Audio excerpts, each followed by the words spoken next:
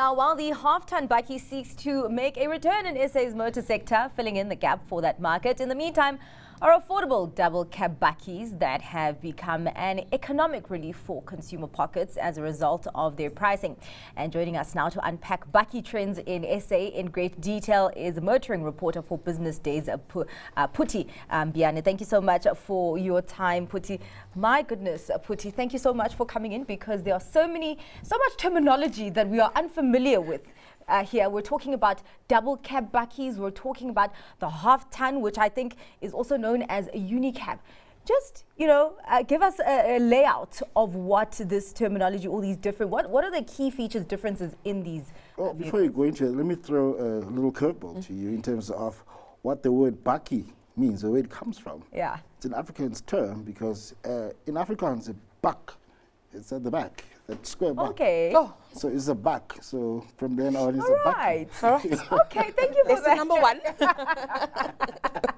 Yeah, so the key differences between all these half-ton, double cab, unicab.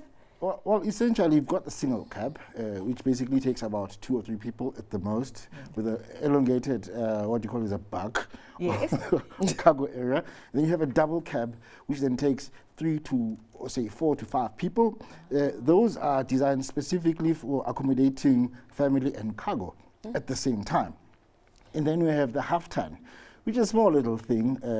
You'll notice them, they are used usually in last mile deliveries. Yes. So your Nissan NP200, those kind of things for small little businesses. And then you have the unicab, which is an interesting one because it is a closed roof, a closed concept. Basically, if you look at a VW Caddy, and so essentially the passenger and the cargo are in a safe pack, essentially. And that's quite interesting because internationally, this is where companies are preferring, because they need to keep their cargo safe from the elements, from the thieves, from everything. So it's going to be very interesting in terms of how companies globally are standardization, as making standards in terms of what they use. So a DHL in New York or in Europe would also want the same thing here. Okay. So it gets interesting as we go with this. That's very interesting, Phuti. What we have seen on the roads in South Africa, I guess, is, double cabs and bakkies being used as real luxury vehicles, something that maybe what in my mind would have been a utility vehicle traditionally, pimped out Ford Rangers, Mercedes-Benz with the X-Class. So let's also talk about that, the emergence of this class of vehicle that is really also moving into becoming something of luxury and a car for leisure. Yes, that will credit to the Nissan Navara in terms of creating that niche. So essentially, the whole idea was, if you're an executive, so you'd want your executive features, your luxuries. Let's say you work in a very technical area or construction, for instance. So you want to maintain that safety, that luxury while going to work. So essentially, this is how it was created. In that, yes, it's not really a workhorse, but the boss is able to actually help the team, put some planks at the back as well, while maintaining his comfort. So quite interesting, and actually that you say that the credit goes to Nissan Navara for opening up this market. I've been in one, and I've gone on those off-road adventures, pretty nice.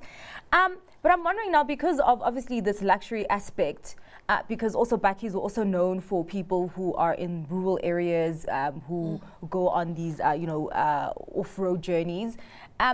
Is it now more prevalent in the city where it's quite evenly split between the geographies, between the cities and your rural areas? Well, it gets interesting because from a rural perspective, bakkies are preferred because the roads there are not exactly that good. So a double cab usually does the duty of a family car, which is robust enough to handle the roads and be able perhaps to take the goats along because it has a bakkie. So it's sort of a multiplicity of that. Whereas in the city, we are looking more at those executives that we were speaking about and saying, okay, maybe they do like, they want a luxury car, but again, in terms of utility, they probably need to carry things, and also a family. But we're also starting to see an interesting niche, now called the performance double cab. So, okay. So not only can these go off-road, carry 5 people, they can actually run with the repairs out there in terms of performance. We are seeing a lot of that coming through. Fun example being the Ford Ranger Raptor. You see that kind of thing. Yes. Very interesting. Let's also speak about affordable bakkies, because of course this is something that is kind of emerging. The brands seem to be more Chinese, more Asian, Phuti. My question is the fact that, you know, performance is big. These cars have to have the utility aspect here. Are we seeing equality there? You know, what a GMC, a bakkie can offer you something very similar to what Ford can in a Ranger. Are these two comparable? To a point, yes, because as much as we are seeing a lot of double cabs going into the R1 million mark, over it, in fact, there's still a bulk of them are still very much between the R1 million and say $500,000. And we also have just a few who still cost below the $500,000 mark. So essentially what you're looking at that is that somebody who's on a budget, but they require the family space, they require the utility, but they are not on such a budget.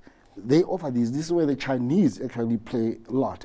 We also have a Mahindra, which is an Indian brand, that also plays in that space. Similarly, for commercial use, same reasons in terms of affordability. We can absolutely get bakkies that people can still buy, and literally while doing the same duty as you would if you spend on R1 million. The only difference is that obviously maybe not as fast, not as fancy, you know, and there's still that whole question on reliability and known performance in a long term that sort of faces this debacle, but they're there. Yeah. Phuti, the bakkie market just got two new consumers here. Thank you so much.